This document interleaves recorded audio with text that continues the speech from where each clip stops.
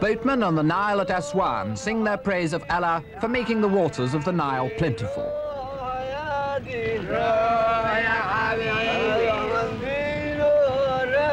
10 miles away, 15,000 men are building the Great Dam, which will banish for all time Egypt's desperate reliance on the annual flood.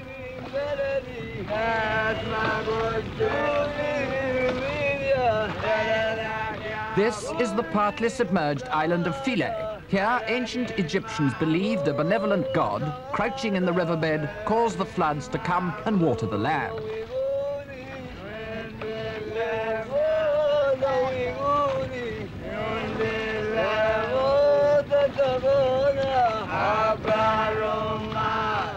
Only parts of the island are visible today, the tip of a temple to the goddess Isis, and next to it, Trajan's columns.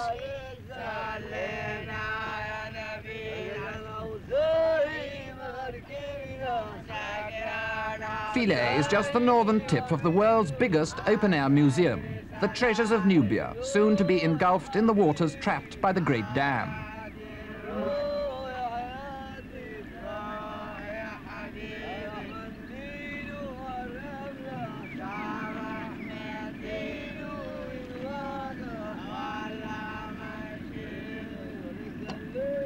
But File itself, the legendary source of the floods, will escape the greatest flood of all. It will lie in a pool outside the main dam reservoir, the only major site to be spared in the sacrifice.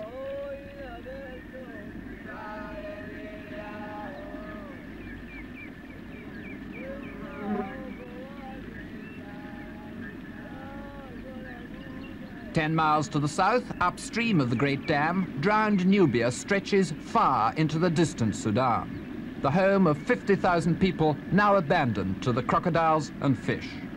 Here, where over half a century ago Lord Kitchener trudged on his way to fight the Dervish army at Khartoum, a man-made lake the size of Kent and Sussex together is slowly taking shape.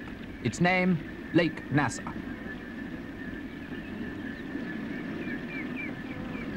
Nubia's 33 villages are already evacuated, some submerged. When the dam is finished, the water will rise another 200 feet. Aswan, and near a rock where a pharaoh once scratched a slogan in praise of himself, a symbol of Egypt's total dependence on the Nile, a staircase and a water gauge.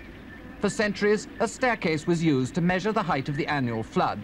Unless the water rose a minimum of 14 steps, the Nile wouldn't be able to water the land beyond its banks. When this happened, the pharaohs eased taxes, a benevolent gesture to let their starving subjects die in peace. The ancient Egyptians used to placate the god of the floods by throwing a beautiful virgin to the crocodiles from a sacred barge. Today, the barges on the Nile are filled with tourists, Egypt's third biggest currency earner, and in the guide's repertory, a new attraction. The new dam far away from here, about 15 kilometers to the south. The meaning of the new dam, of course... For Americans, the largest group of visitors, there's a sour note in the guide's homily about the gay new life ahead after the dam. For the United States had a chance to build it, but let it slip. More land. The high dam give it us the progress to more land for cultivation, about 2 million acres.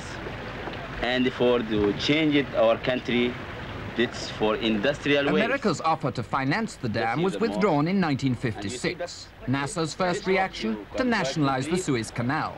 In the confused search that followed for money to pay for the dam, it was the Soviet Union who stepped in. And for future generations, it's Russians who will claim the credit for a project that should alter the face of Egypt. You have the high water in the summer. Now I think no high water again, but high dam. Did you say that there is no rainy season here? Never rain. Well, I guess this is where Kitchener River campaign that Churchill wrote about started, right up from here.